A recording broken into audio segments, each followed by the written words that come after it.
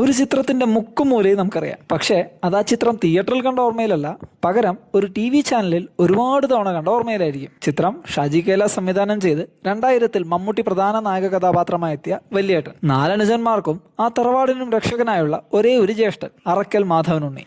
നാട്ടിലെ പ്രമാണി, ജനങ്ങൾക്കിടയിലെ മാതൃക. ചിത്രത്തിലെ മാസ് നായക കഥാപാത്രം. കഥയിലേക്ക് വരുമ്പോൾ ചെറുപ്പം മുതലേ നായകനോടും നായകന്റെ കുടുംബത്തോടും പകവീട്ടാനായി ജീവിക്കുന്ന മെയിൻ വില്ലൻ, നായകന്റെ ജീവിതത്തിലേക്ക് കടന്നു വരുന്ന രണ്ടാം വില്ലൻ. ഇവർ തമ്മിലുള്ള കൊടുക്കൽ വാങ്ങൽ. അങ്ങനെ നായകന്റെ ജീവിതത്തിൽ വരുന്ന ഓരോ കാര്യങ്ങളും കമേഴ്ഷ്യൽ രീതിയിൽ പ്ലേസ് ചെയ്ത ഒരു മാസ് ചിത്രം. അത്യാവശ്യം ടെൻസ്ഡ് ആയിട്ടുള്ളതും വ്യത്യസ്തവുമായ ഒരു ഇൻട്രോ ആണ് ഇതിൽ നായകന്റേത്. ഷാജി കൈലാസിന്റെ മുൻ ചിത്രമായ നരസിംഹത്തിൽ സാക്ഷാൽ നരസിംഹാവതാരത്തോടാണ് നായകനെ ഉപമിച്ചതെങ്കിൽ ഈ ചിത്രത്തിൽ ശക്തനായ ഒരു കൊമ്പനാനയുമായാണ് നായകനെ രൂപകൽപ്പന ചെയ്തിരിക്കുന്നത്. അതായത് മുന്നിൽ എത്ര ശത്രുക്കൾ വന്നാലും അവരെ എതിർത്തു നിൽക്കത്തക്ക വിധം വളരെ ശക്തനായ ഒരു നായകൻ. ചിത്രത്തിൽ ഒരുപാട് ആക്ഷൻ സീൻസ് ഉണ്ട്. ബട്ട് നമ്മൾ ഏറ്റവും കൂടുതൽ അട്രാക്റ്റഡ് ആകുന്നത് ഇതിലെ നായകന്റെ കോസ്റ്റ്യൂം, സ്വാഗ്, കരിസ്മ, അതായത് ട്രഡീഷണൽ ഔട്ട്ഫിറ്റിൽ വളരെ നീറ്റ് ആൻഡ് ഡിസിപ്ലിൻഡ് ആയ ഒരു മാസ് നായകൻ. അതാണ് ഇതിലെ അറക്കൽ മാധവനുണ്ണി. ഈ ചിത്രത്തിലെ സായ്കുമാറിന്റെ വില്ലനിസം ഒന്ന് വേറെ തന്നെയാണ്. ചിത്രത്തിൽ എനിക്ക് ഏറ്റവും ഇഷ്ടപ്പെട്ട സീനുകളിലൊന്നാണ് ഈ ഫൈറ്റ് സീൻ. ആ ഉറുമി അരയിൽ നിന്നെടുത്തൊരു നടത്തവും പിന്നീടുള്ള ഡയലോഗും അന്യായം. നടൻ മോഹൻലാൽ ഈ ചിത്രത്തിൽ ഗസ്റ്റ് റോളിലെത്തുമെന്ന് അന്ന് റൂമറുകൾ പരന്നിരുന്നു. നരസിംഹത്തിന്റെ വിജയത്തിൽ നടൻ മമ്മൂട്ടിയുടെ അതിഥി വേഷത്തിന്റെ മൂല്യം